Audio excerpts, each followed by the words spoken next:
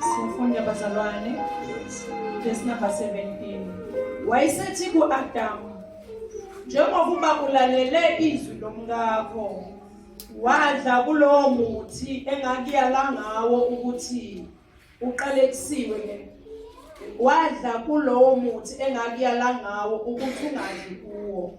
Ngalokho umhlabathi uqalekisiwe ngenxa yakho. Uyakudla kuwo ngokukhathazeka zonke izinsuku zokuhamba kwakho. Ngiyabonga mama. Father, we thank you and bless you. Your word is faithful and powerful enough to cook in our mortal bodies and bring life to us and restore us. We give you the praise. We give you the glory. We give you the honor. We lift your mighty name up high. Have your way, Father, in this very time.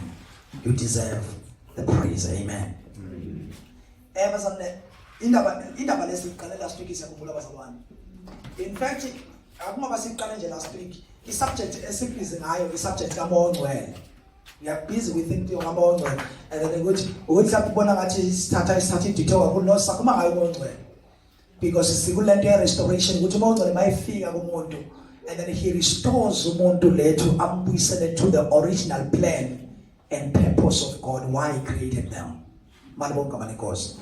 And then we've already said and established that yokuthi uNkulunkulu wadala yonke into emhlabeni wayidalela yena.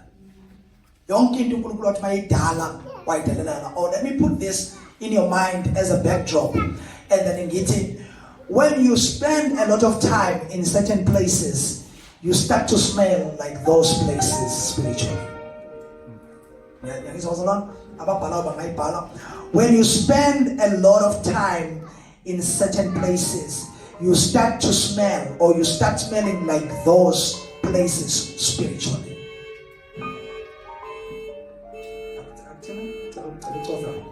And then lento yephunga spiritual wonke umuntu unephunga spiritual eyakholwa noma akakholwa. It depends ukuthi uspenda isikhathi kuphesulelwa yini agcine nuka lelo phunga. Ukwambona umuntu onestina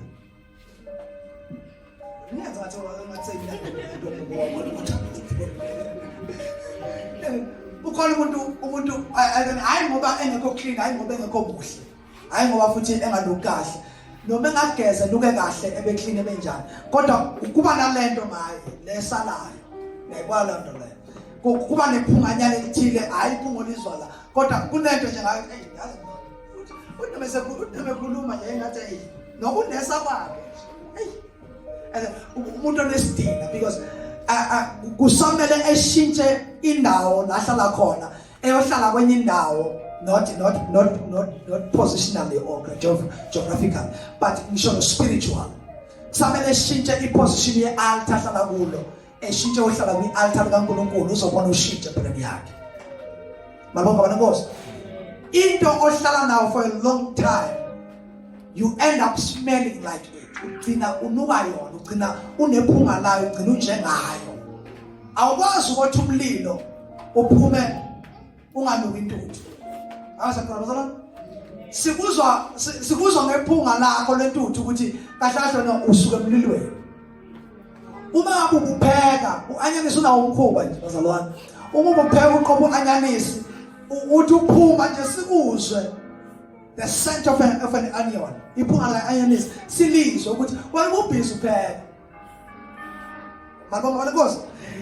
And then now mhlawumbe ungaphinda ubhale because you're still putting a backdrop there. The atmosphere you dwell in leaves a scent in your spirit. The atmosphere ohlala kuyo kakhulu ishiya iphunga in your spirit noma emoyeni wakho ishiya iphunga elithile. Umuntu ohlala kakhulu ehlalela into zenyanga uyaqhuma wenzani ugcina enethunzi nyane elithile nje. Ayisho ngikena ngobona abantu nje lo muntu unethunzi nyane elithile. Why? Because he spends a lot of time a consultant kubantu balesizo traditional traditional healers and traditional doctors and spend his time in lezo zinto. Ugcina ana leso thunzi not isithunzi enethunzi ngisho kahle isizulu bezalwane uba nethunzi nyane elithini so and then now you smell like that mawuvela kuba nento ethile ngawe that already associates you with what you spend your time in. Now you carry the fragrance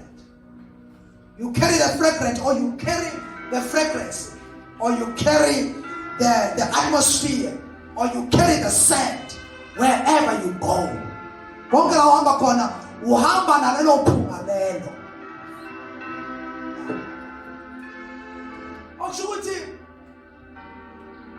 uma ngabe umuntu ohlala noNkulunkulu kakhulu noma ikuphi la ukhona uhamba nalelo phunga likaNkulunkulu yonke leyo ndawo. Awuyibheke nje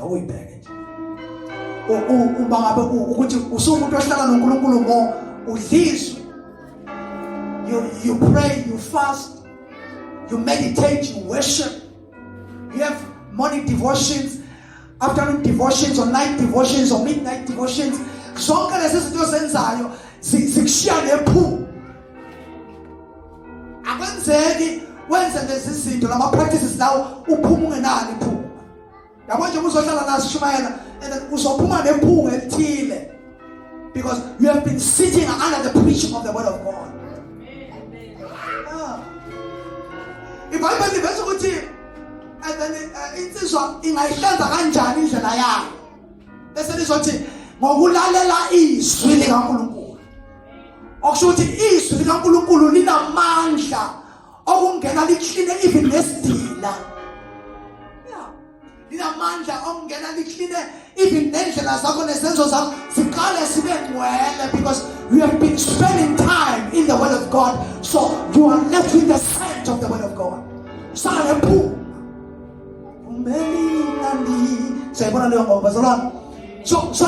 now and then be careful ukuthi uspenda isikhathi nani, uspenda isikhathi uxoxani, uspenda isikhathi nobani, because automatically sizolizwa iphunga lelento uspenda isikhathi nayo.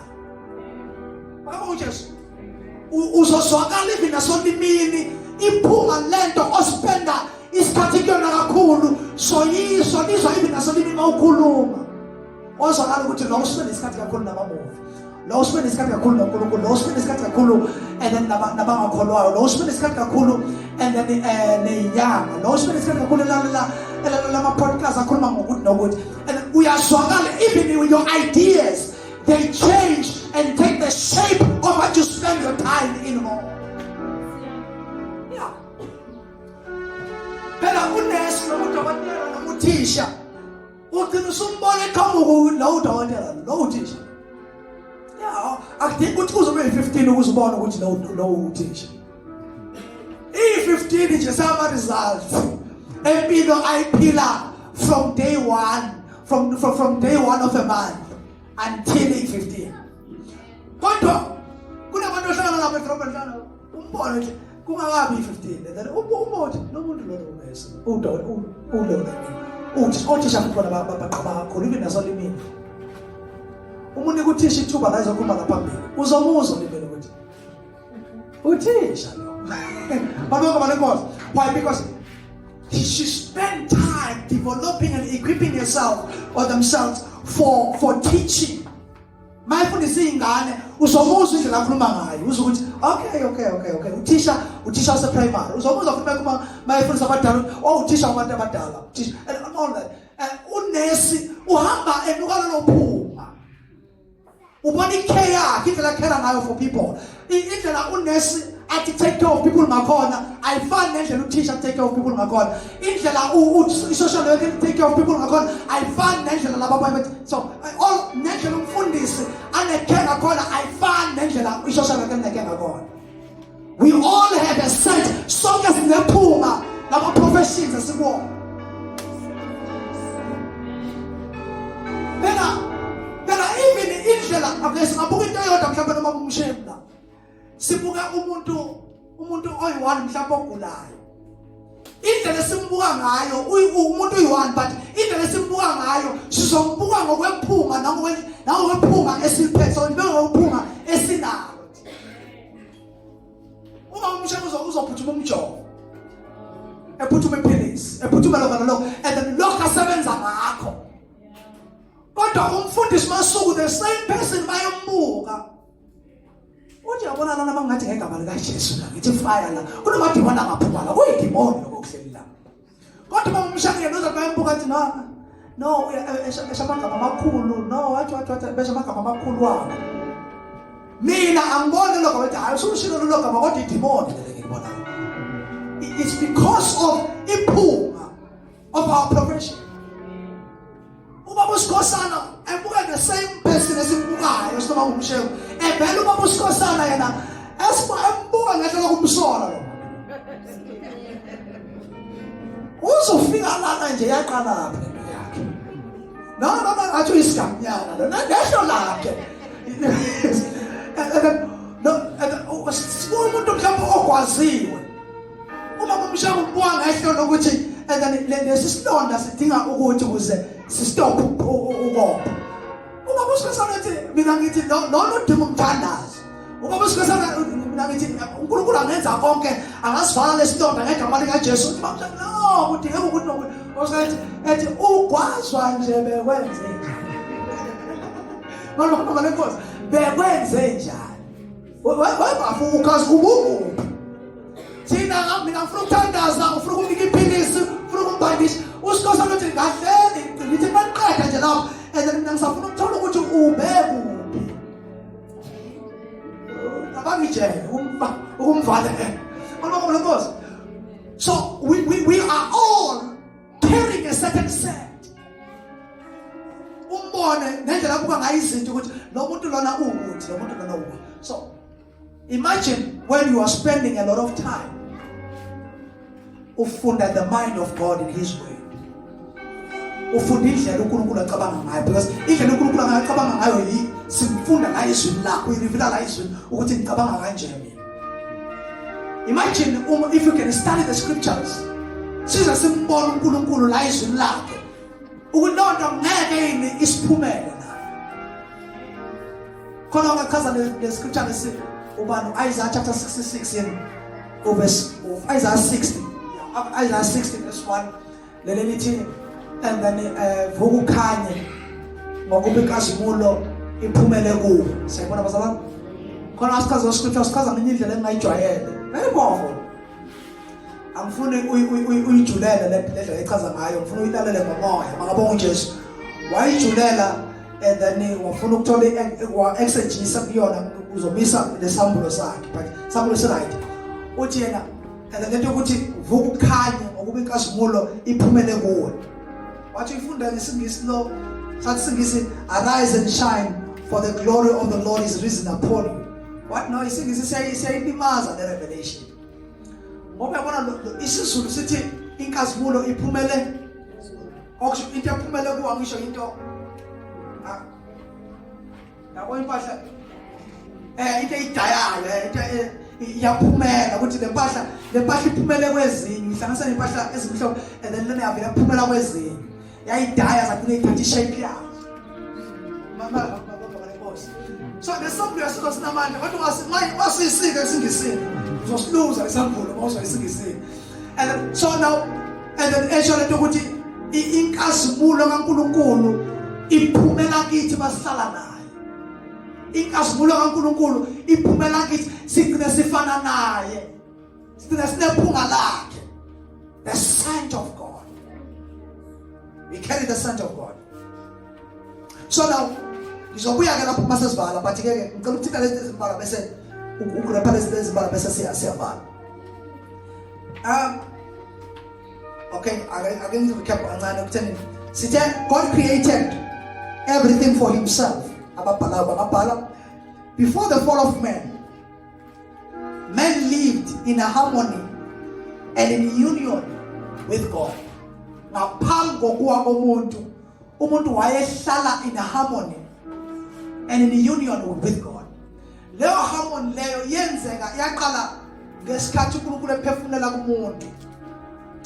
immediately uNkulunkulu ephefumulela kumuntu, and then that Spirit of God created harmony between man and God. Okusho ukuthi umuntu wayengastrugglish ukuba in unity with God, in one with God, mainly with God. It wasn't a struggle. It's not this kanga emva kokuwa komuntu. Umuntu eqeda kuwa, that's why kwaba ne disconnection between umuntu noNkulunkulu. But before the fall, umuntu wayephila in a harmony with God because of the Spirit of God that was present in them. Mawabonga Jesu. Mhlambe kancane ukuze sithi ku Elijah our understanding on this.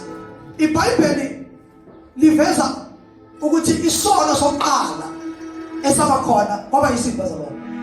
Ayaqala ngibuza. Isipho sokuqala saba khona. First sin. Oh yes, so. And then don't tell her. Yeah, okay.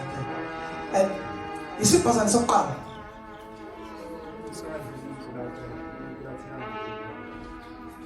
Enkathi nese Eden. Amen. Omunye uthemba zabo. That's good. Azama. Ukungalaleli uNkulunkulu. Enze nese Eden. That's true. And then it's also true that it's simple. Khona omunye mhlawumbe on your opinion ehlukile na. Okay. Ufuna sibuyele ke kuva lama answers awekho wrong. Are good. But our results esono sokuqala esabakhona emhlabeni. Our results isono sokuqala esabakhona emhlabeni ngokuzwane kwaba isono sembakamo eyaqhubuka kuLucifer ezulwini. Yakhumbula mzalwane? And then phela yonke into ayiperfect kwavela kwaqhubuka le ndoda le ndoda esilekho Lucifer yavele yanembakamo ezulwini yayibona inkulu yaze yadecide ukuthi yona isifuna ukuba ngaye umenzo wonke. Wathi sengiyoba mkhulu ngibe ngaye, and then wase recruit abantu ukuthi bamdumise naye. Ayingelo sokuthi simdumise. Akabonga uJesu. So now you notice ukuthi that was the first sin. He prayed. That's why he prayed uNkulunkulu angazona. He pride. It's something that says I don't believe in God. No matter what, but pride. I believe in myself more than God. In your way, paramisa, in your king honor me. King honor. In that thing, Kasha, I'm no console. No matter what, one of the first one thing with them bagamo. Also to say paramse, why they sing and loguti, you are better than other people. Bagamo. Imbagamo isone sibi because ingena ungaboni awuyibona ungena imbagamo. That's the painful thing. And awutsheleki bawusuphakeme noma masitshela ukuthi manje uthi ngicela ningitshele mase ngiphakama ngicela ngikhuze angifuni nje imbagamo ngiyifuni kabi kodwa phela imbagamo vele ifika qala before singakhuza sithi sifuna ukukhuza vele ususemandleni kakhulu wena awusakhuzeka awusaboniseki. You are big, you are better, you are powerful than anybody else. Kumele ukhothanyelwe, kumele udunyiswe, kumele uncengwe, kumele wena wenziwe and ungcono umkhulu kunabanye. Tshela makalona ungabi mkhulu kunabanye. I-pride kahle kahle it doesn't mean that you are not big, you are big. But if pride let your young person powerful on yourself and then we declare as big.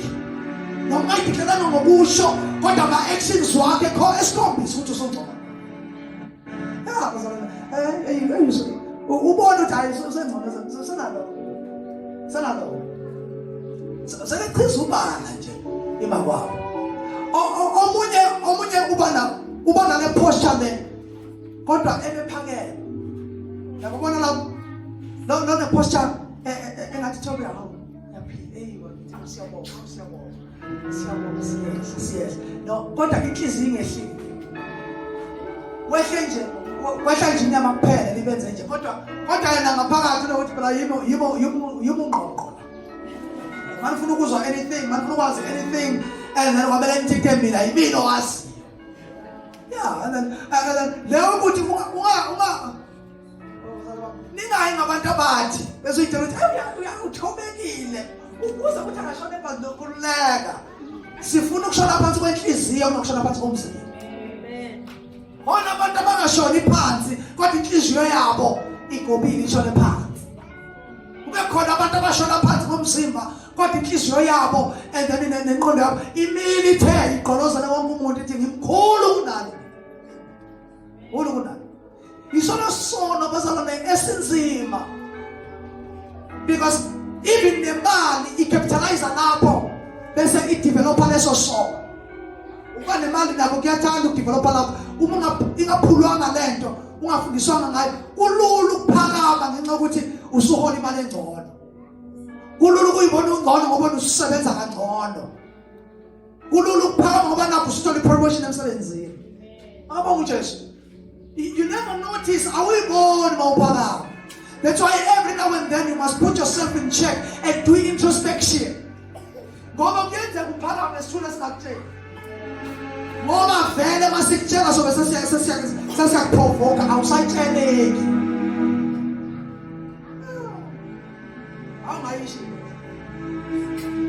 awusayitsheleki manje awusa-adviseki awusakhuse uphake usumkhulu kunathi now bazalwane bami leso sono usathane samkhiphe ezulwini uNkulunkulu wamkhiphe ezulwini because of that sin bakhona abanye abathi hayi walo uNkulunkulu noSathane uNkulunkulu akazabe nje noSathane Sathane akabe opposite ala uNkulunkulu wathi nje Mikhaeli awubone lapha iBhayibheli lithi within a blink of an eye uSathane wayese phansi emhlabeni abanganempi ukuthi uyapha uSathane uyabambana noMikhaeli yakhe within a blink of an eye the war was over babamba ngeNkosi now kwase lokudala umuntu uNkulunkulu wafika la khona sadala khona umuntu and then manifest umuntu in the physical emdala in the form of angel umedala uAdam uSathane wabona ukuthi sekukhona odaliwe emhlabeni onikezwe lesasikhundla engangisikhalele soba njengoNkulunkulu uyakhumbula ukuthi uSathane iBhayibheli elucifer limveza ukuthi emzimbeni wakhe kwakuphuma ama-voices amaningi out of himself wayithi mayecula and angafisa ukuthula nonke because kwakuphuma a sweet melody in him kube ngathi umagebhu uyashaya kube ngathi kunama-drums kube ngathi kunama-beat athile kube ngathi kunalokho kube ngathi ibijoli kube ama-voices amaningi kube ne-bass kube ne-baratona kube evula nje umlomo yena yedwa kuphume all these melodies kuphume all these sounds out of him and then in harmony hayi nje ukuthi ihlakazeni iphume in harmony. How glory to Jesus. So now yayithi bayidumise kuleyo level leyo. Now uSathane mayewa lapha awesele emhlabeni wawisela lento ukuthi wayesafuna ukuba ngaNkulunkulu noma njengoNkulunkulu mayezwa ukuthi sekukhona odaliwe and then okuleyo position yokufana noNkulunkulu washo uSathane nakho uNkulunkulu esedale into lena engangiyifuna useyinikeza umuntu useyinikeza umuntu and akusiye yami kanti uNkulunkulu belanikeza somebody else mina bengaxoshwa baxoshela lento no ayisho ukuthi salapho ukuthi uNkulunkulu akanankinga nokuphakamisa umuntu unenkinga nomuntu oyiphakamisa because uSathane wafuna ukuyiphakamisa yena uNkulunkulu wamxosha but umuntu uNkulunkulu umphakamisa yena.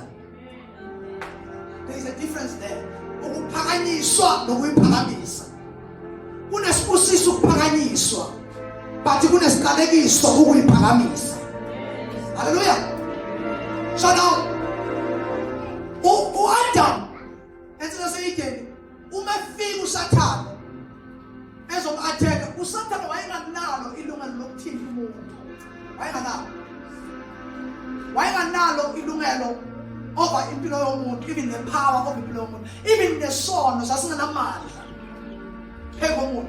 Umuntu was perfect, and umuntu was not living outside the will of God. He was living in the will of God and living for God. Umuntu wayenganayo choice, wayephilela uNkulunkulu, enza intando kaNkulunkulu, enzela uNkulunkulu everything impilo yakhe ayithatha abantu bazalwane kuNkulunkulu. Now uSathane umefika and wangena ngenyoka. Mayifika ngenyoka sesa story. Mayifika ngenyoka uSathane ufika u-advisor uEva. Okusho inyoka nje avela ngena umoya. Konke ongena umoya. Mawuyazi ukuthi inyoka kahle kahle nayo. Kwakho ezinye zezilwane masizona phezulu. Ayingahambi ngesisu. Ayisho bazalwane. Masa sizoma isiqalekiso ukuthi awuseqaliswa ngokuthi uhamba ngesisu yakho yonke usiyodludanga nana. Hawu. Kanti lokho kwangabi ngesisu. Nikho bazalwane. And also abeqalekisa baqale uNkulunkulu bayiphanisha umuntu also. Siyazi ukuthi umuntu kahle kahle wayengaphili ngejukuthuku zakhe. Uphila ngejukuthuku zakhe emva kwani bazalwane. Emva kokuwa, emva kwefall, and then umuntu kwase enikezwa iright from now onwards usiyaphuma kwi-rest yokudla urestile, usuyodla usebenzile. It's as a form of punishment, but it's not what the man was created for. Now, uSathane sefika laphana convince uEva umbeka nje sithombe, and nalesithombe ambeka kusona uzonotice ukuthi uma mbeka isithombe sokuthi ubuza ukuthi why asithini this tell lesson. And yasho Eva ukuthi hayi uNkulunkulu wathi lana singathinti la ngoba mhla sathinta lana and siyohlakanipha siyona siyofana naye nani. Already umuntu ufana nobantu bazalwane noNkulunkulu. And then uSathane into afuna nje ukuthi ayenze lo ufuna enze the same mistake ayenza ukuze naye axoshwe. Ukuthi uNkulunkulu ethi vele emphakamisile wamenza umuntu afana naye, ebese umuntu efuna naye ukulingana noNkulunkulu, efuna ukuzenza elingana noNkulunkulu. So uyayazi uSathane ukuthi uNkulunkulu makukhona into angayitolerate umuntu ayiphakamisayo. Ngiyashumayela nonke la. Hawu bakithi. Uyazi uSathane ukuthi into uNkulunkulu angakwazi ukuyimela umuntu oyiphakamisayo. So ubeka nje lama suggestions ukuthi hayi lalela uma nginika nadla lesithelo seniyofana naye uNkulunkulu. Mhlana dlala niyofana naye ngqo. Yingakho ethi ngasithinti angisho lento uSathane naye ayifuna ukuthi ayifana noNkulunkulu ukuthi sengiyokhuphuka ngibe ngangophezulu. Use-advise umuntu ukuthi nawe uma nje ungadlala kuleko uzoba elevated ufana naye. And then komlinga nje uSathane umuntu wathempela lapho wadla isithelo. Mayiqeda ukusidla wahamba unikeza nomyeni wakhe, wadla nomyeni wakhe. Ufuna ubheke lokho ukuthi uSathane ulike usebenzisa istrategy sodwa, istrategy sawuyisayena ufuna ukuzoduda abanye ngaso. Uyaqhubeka futhi uSathane uma kufika uJesu. Uyamkhumbula uJesu uma ngabe entabeni yothandaza for 40 noma ngicela umva labawinde lokubonisa kancane ukuthi bese kuba amawinde wakanhle ukungena balokho nje. Yes. So and then ngenkathi elokhunja awasayini bazalwane, ngenkathi uJesu ehamba uthandaza entabeni for 40 days and 40 nights. Uma seqedile ukuthandaza uJesu nami uSathane eqhamuka. Uma efika lapha uSathane akeze nestrategy esisha. uSathane uyathanda ukuyisebenzisa into ebimsebenzela before. Akashintsha istrategy. Uma efika kuJesu umtshela ukuthi akayiphose. Kwathini umkhombisa umhlaba uthi bheka lapha uyabheka uJesu uthi lalela uma nje wena ungenza lokho mina ngiyokunikeza lokho alubuse konke lokho. already uJesu uyabusa mzukulu. Ufuna ukuthi ezenze. Ufuna ukuthi uyazi ukuthi already ubusa kokho kodwa ufuna ukuthi engene ilento abusikhosana yonke ufuna ukuzenza yena. Eyibone esisho ukuthi sengiphethe. Because immediately wangena ilento yokuyifeel ukuthi mina ngiphethe ngibusa lonke ibusa imihlaba ngibusa automatically bonke abantu noNkulunkulu. Uza naleso strategy because samsebenzela nasekade Eden. Satan is an old dog that is using the same old strategy. Namhlanje bazalwane uSatan does the same thing. Ayikho into entsha. Abantu in everything they do in pursuit of money, ekoneni mhlawumbe befuna imali, bayifuna ngendlela engekho right. Yonke lento abayifunayo ukuthi bathola amandla bephakanyiswe, bebe bakhulu, bafuna ukuyiphakamisa bona ngalezi zinto. USatan is using the same strategy.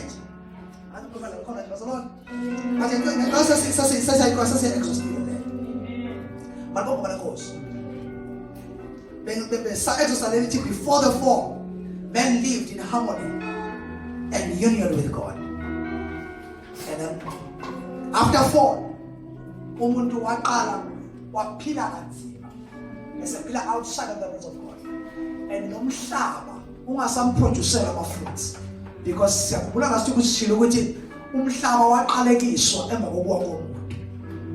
Awuqalekiswanga umhlaba umuntu engakawo. Uqalekiswe because of fall. Immediately umuntu ewa umhlaba waqalekiswa.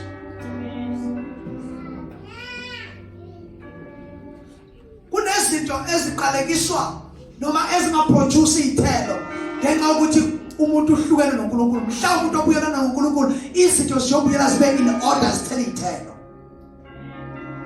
So umuntu lo mhlaba oqala o perfect in harmony with God. He wasn't pursuing things. He was in pursuit for God. That's why njalo ngokuphala kwelanga babe benethuba lokuzohlala bexoxa noNkulunkulu. Babe bane harmony, that fellowship.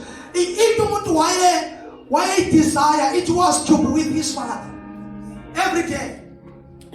Umuntu wayefuna nje uNkulunkulu, ehlala noNkulunkulu, then izinto zazithi come in order.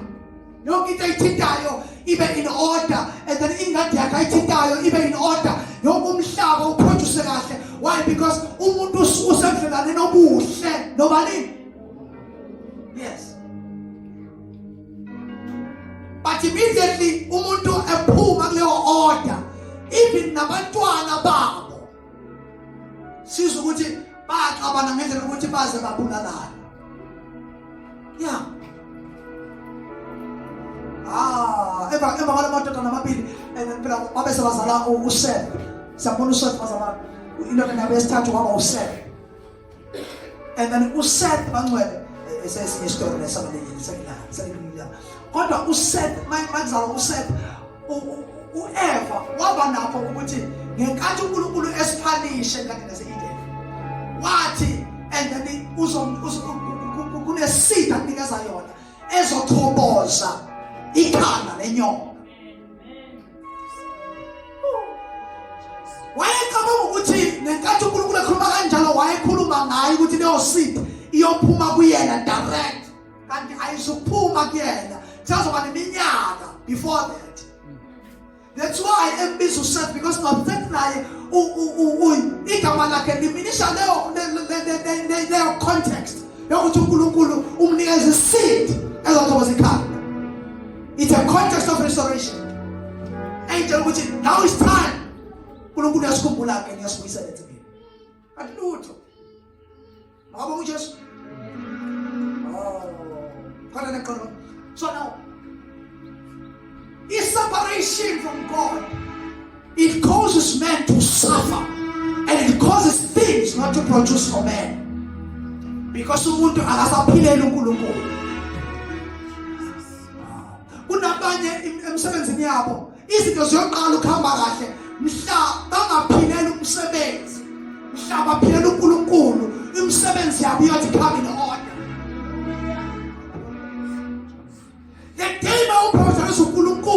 than they prioritize money is the day izinto zoqala zithi aligned for them. Because kahle asidalelwanga upursue imali.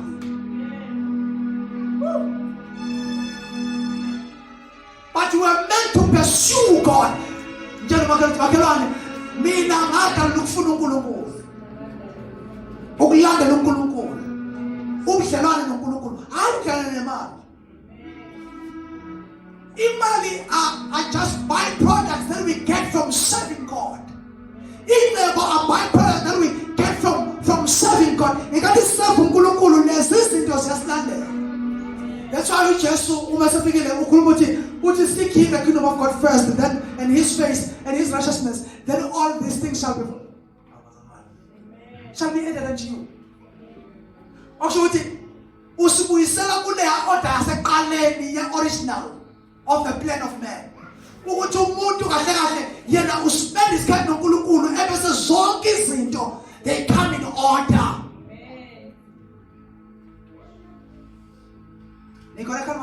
Amen. Chapter 6 of Matthew, verse 33.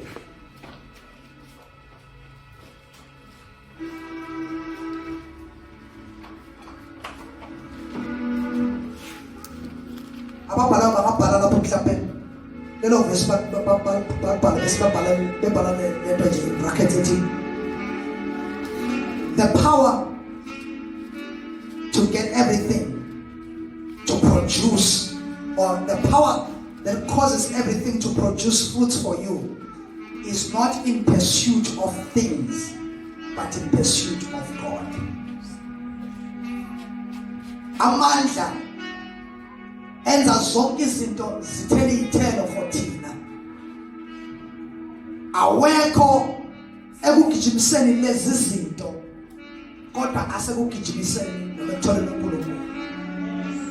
Singisi kusenga kwelula. The power to cause everything to produce fruits for you is not in pursuit of the things, but is in pursuit of God.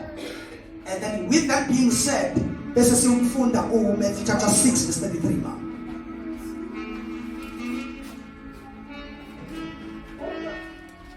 Kodwa funani kuqala umbuso kaNkulunkulu nokulunga kwakhe. Khona konke lokhu kuyabonezelwa nina. Yayibona bazalwane? Alisho ukuthi kodwa qala funani qala umsebenzi ukuze impilo yoba ngcono. Kodwa qala funani qala umbuso kaNkulunkulu khona konke lokhu lokwenza bazalwane. Lokwenezela. Ulola chapter 23 of Psalms esimjwayele kakhulu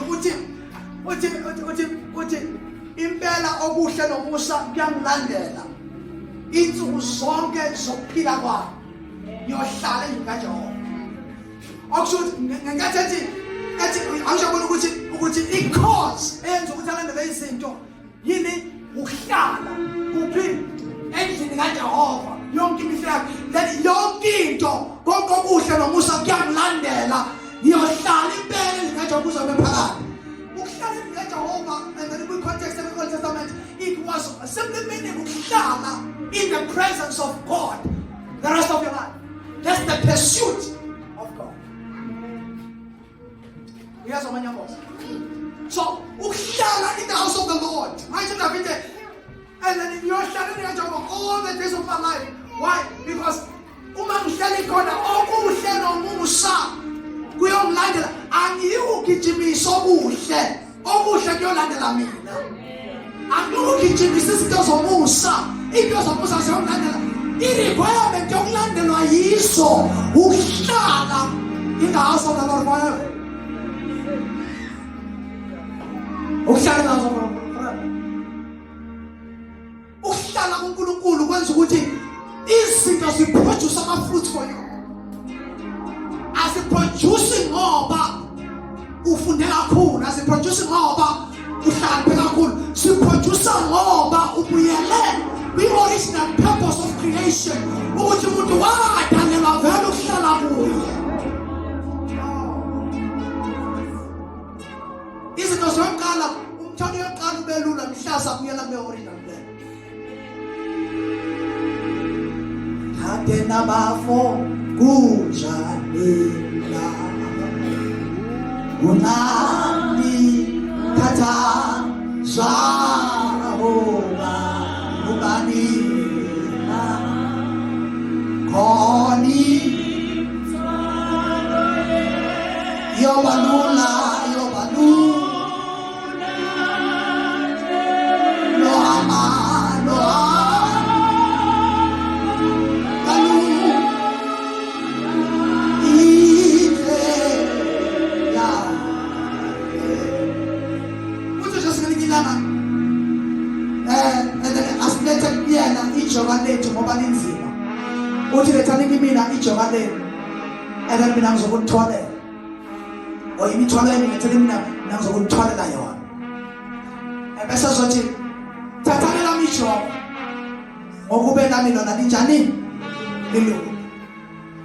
So now ukuhlala kuJesu ukuhlala kuNkulunkulu kwenza ukuthi izinto zibe lula ukunikeza ijoka because uNkulunkulu akayenzi into yokuthi athathe umuntu athathe ilokhunja ijoka from wena ebese kushiya ungala responsibility. Uma ethatha ijoka ekuthwalela kona ubese kunikeza responsibility yakhe okuyijoka lakhe athi yena lilula. Awuhambi nemthende uhamba unejoka bayazonda bangani lapha emakhaya ukuthi ijoka malihleli la enkabini awungalibonga ngalenkosi and then inkabi ayihambi indlela eyifunayo iphela lo mzimba awumakabonga uJesu unejoka bathi inkabi isejokeni and ashuthi iboshele kuyasetshenziswa. Glory to Jesus. But now uthi uJesu ngizothatha leli joke lisindayo leyinkabi ngilithathe ngiliphuke lona ngilithathe libe ngakini ebese ngikunikeza elami ijoka lona lilungu. Why esinikela ijoka ethi futhi lilungu is because yena phela useqedile ukulima. Abayezwa basemakhaya bayezwa ijoka ngisho ukuthi bazamle lifakwe enkabeni elimayo ebese ishaya ngemuva bese direct ukuthi kiwale ihamba isuke izingade kushona la uswamuzima kunelunga uthi kuJesu mina ngizofika ngithatha lelo joka bese nginikezela ijoka mina ngoba sengisebenzile naqeda sengizohamba ngiphethe ijoka lami nomsebenzi oqedile alisezokusebenza ngoba ngisebenzile ngaqeda on your behalf. Awumalibonga igama lenkosi. Haleluya. Abakashane amaya rakabika bazo nona yonke into isakhathana sana. Everything answers to man. Umuntu esabuyelele noNkulunkulu. Everything answers to man. Yonke into yamhlonipha umuntu.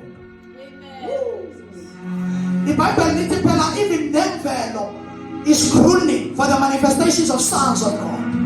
Akushiwo ukuthi ayo manifesta mhlawumbe ibuni libone cha kushiwo ama sons kaNkulunkulu laba bazele ngabusha besaphila imvelo iyabubula is waiting for the manifestation ukuvela kwabo.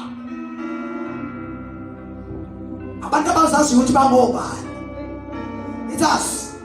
Tshela ukuthi imlolo Himle, I am a child of God. I am born again. I am a believer.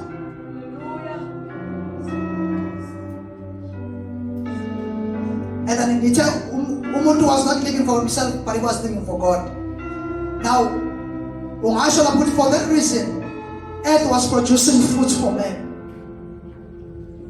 For this reason, yokuthi umuntu is doing everything for God and living his life for God.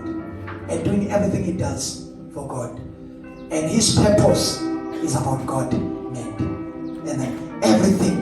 God by God. I'm grateful to see you now. Young kingdom. it revolves back to God. For that reason, everything produces fruits for men. For that reason, umhlaba ukhiqiza ithelo for umuntu. And then mhlawumbe ngoba nasikhathi sesitshekile ithi ngibale masinyane. Mhlawumbe ngabhala lama points. The end, because next week I'm sabuyila next week was a long. I'm waiting the message next week. Next week same conference, right? And then emva kwe conference akubuyila ufuna share papa into esaqala ngayo baqala unyaka. Ngiyakhumbula saqala ngani? Asasogoqa amanyaka so siyogoqa ke manje. Ngiyakhumbula saqala ngayo introduction yonyaka wesangethu sakhe.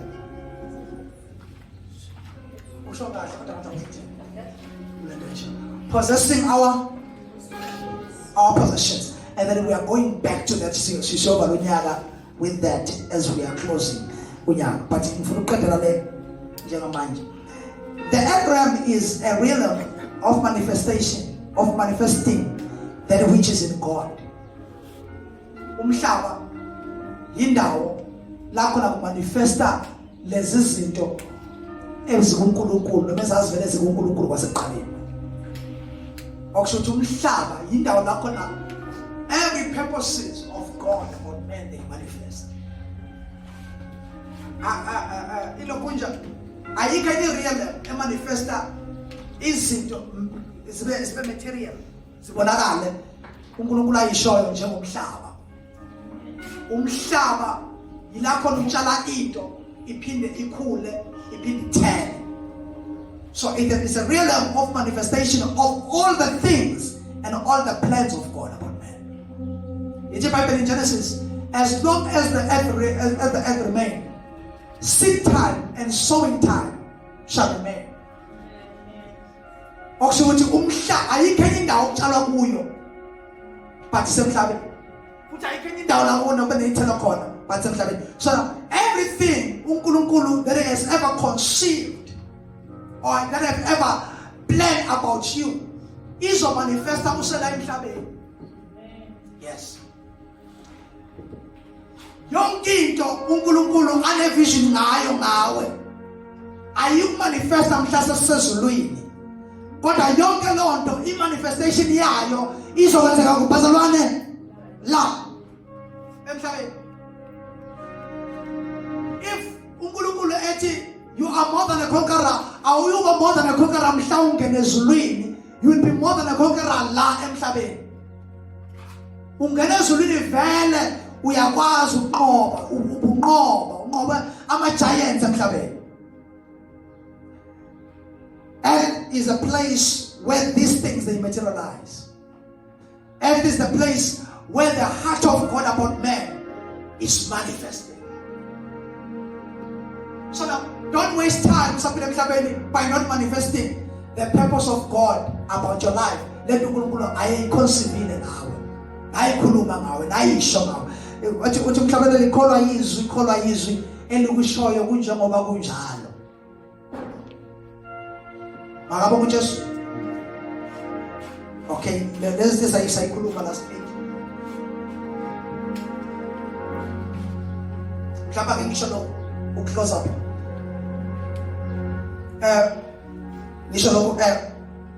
Purpose demands existence. Without it, you won't be here. Sengiqinisa wena ke njengoba sesama. Ipurpose yakho uNkulunkulu ayinayo ngawe emhlabeni. And then iyona edemande your existence or edemande your birth emhlabeni. Ingakho abanye bavela kwasekuthiwa bathi hayi asafune ngane manje wavela waqhamuka wena. Because udemandwe ipurpose nabo masuku bavele lapha egcineni bazawubizwa ngogcinile igaba lakhe linye leliphansi nendawo ugcinile so now eba kwingane indingana and wasekuvela yena uyabona ukuthi kahle wasekukhona leyo nto ukuthi no enough is enough manje. Kodwa ipurpose abazali bakhe noma babengasaplanile mhlambe kodwa ipurpose yona yadimanda ukuthi she must be born. Purpose demands your existence. Purpose demands your birth. Ayikho ingane khona la. Akekho umuntu okhona emhlabeni wonke jikelele. Akekho umuntu ofika la engakhomandwa i-purpose. Yi-purpose edemande ukuthi makafike. Noma ngabe wafika ngaluphi uhlobo. Noma ngabe wafika nge-rape and then manje nje wafika. And then ngiyazi kuhlungu lonto. Kodwa manje wagcinwa emzimbeni wagcina wafika. Now lo muntu lo ungamthathi kancane udemande i-purpose ukuthi abe khona. Noma athi uzwa lo uhlanya umuntu ohlala estradini wasije wazama nje. Uthi uNkulunkulu Jeremiah, before you were born I knew thee. Yakela ungavumelani nabantu bakhe bekwenza ufila less of who you are and less of what you are and less of a purpose that you're supposed to be. And ungabanaka abantu bakubhekela phansi. You are here because we are demanded by the purpose. Awuvelanga weza nje ngoba i-purpose pull down to earth. Uzofika na kanjani? Uzofika na kanjani? Ayikho into engavimba uphila kwakho because i-purpose.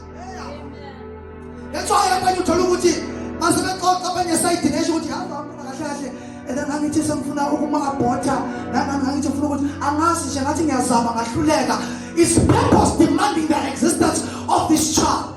There is nothing ongayenza ngomuntu wencebo. Icebo lakhe lingevinjwe. Ulama wethe. Ngangaba namali. Wakhama emndabeni nohlweni. Khama abantu ababheka obhekele phansi. But wazalwa nje. You are demanded by purpose. That's why you are doing something. You are demanded by purpose. When you spend a lot of time in certain places, you start smelling like those places. Masqala the subject a week ago, a month ago. Saikala the subject come on where. Ubuthi Jesu, uthumela bonke umduduzi. Uhlale naye. He will guide you and lead you into everything. Sakhuluma ngobudlelwano nomoya.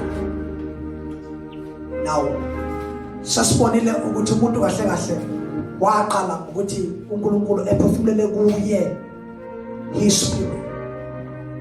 Then by so doing umuntu lived in harmony with God because of that spirit that was breathed on him. Wakuyilowo moya ongcwele wawubenza wenza umuntu ephile in harmony with God.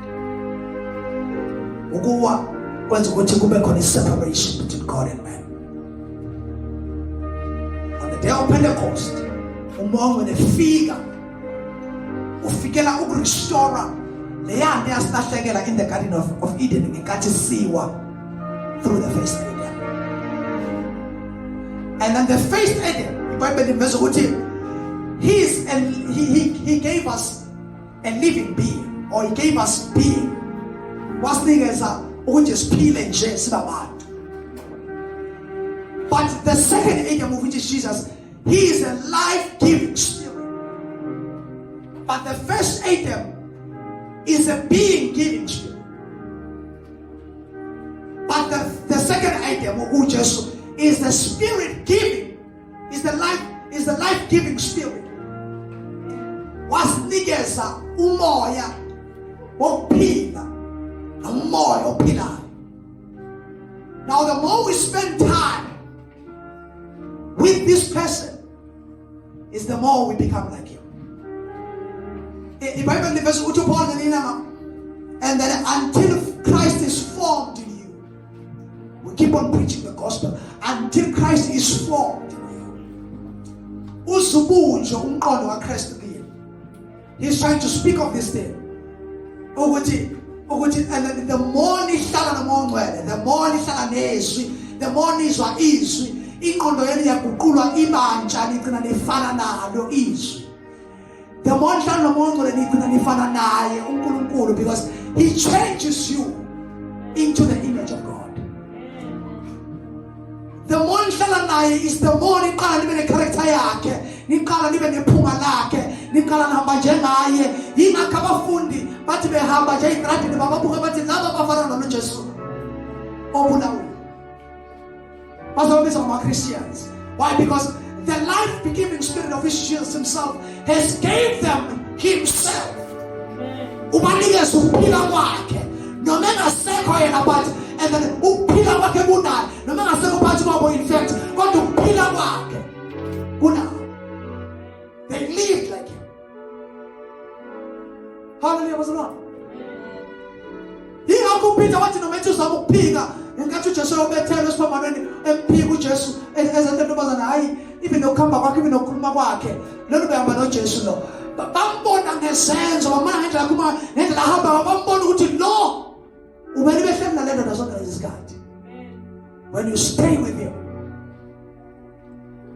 we cannot disassociate you with him. When you stay with him enough, angeke sikwazi ukuhlukanisa wena naye. Ngicela niyinto eyodwa. Sibambe wethu sithandaza thina sonke. Ufuna tell us, Lord, I want to spend time in your presence. I want to live in your presence. I want to stay in your spirit. Until I become like you. Open your mouth and pray. I want to God with them. Can we bless you? We honor you. We give you praise. Father God, we pray that your grace be with us. We want to be like you, Jesus. Until Christ is formed in our minds when I hear your word. We are humbling ourselves enough. Now, Lord God, that we may hear from you even more. So, shape us, oh God. Change us, oh Father. We want to spend time with you in prayer. Spend time with you, Father God, in everything we do. We want to spend time in your presence. We want to dwell in your presence. We want to dwell in you. You are the life-giving spirit. Sinokuphila kuphakade kuhlala kithi. Sifuna ukuhamba nawe impilo yethu yonke. Sibe njengawe size sinuke iphuma lakho. Emphakathini esiphila kuwo, kubantu esiphila nabo, kubantu esihlala nabo. We want to smell like you, Jesus. In the mighty name of Jesus, Lord, we pray. Lord, we pray.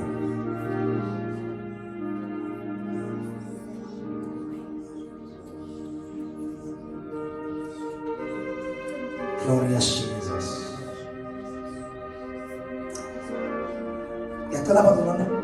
At this very time, ukubonga kakhulu ukufika kwenu nokuba ingxenye yebandla nokuyikhommitha kwenu kuleli bandla. It's a blessing. Sabule kanjalo nje bazalwane sizothandaza bese ngiyabusisa. And then ukuyikhommitha kwenu kuleli bandla, it's an honor and it's a blessing. Every one of you matters in this ministry.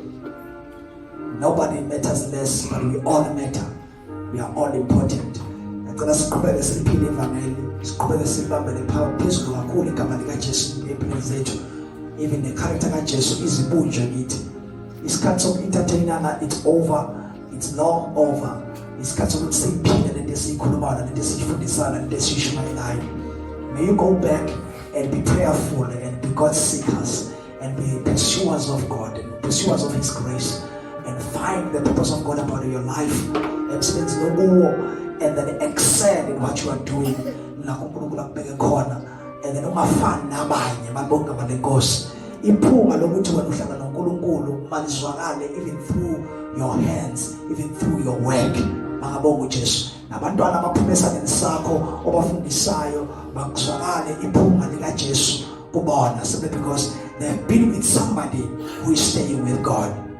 And then you are someone that is connected with the divine, with the things from the well of heaven. Oh, before Spama Mesho, on Friday, this will be called transport. This will be called transport as a young mover. When on has a but transport to be mover, we can organize it. You better pay with leadership. And then he was on a pay while you which they call it transport on that day you'll bring them over.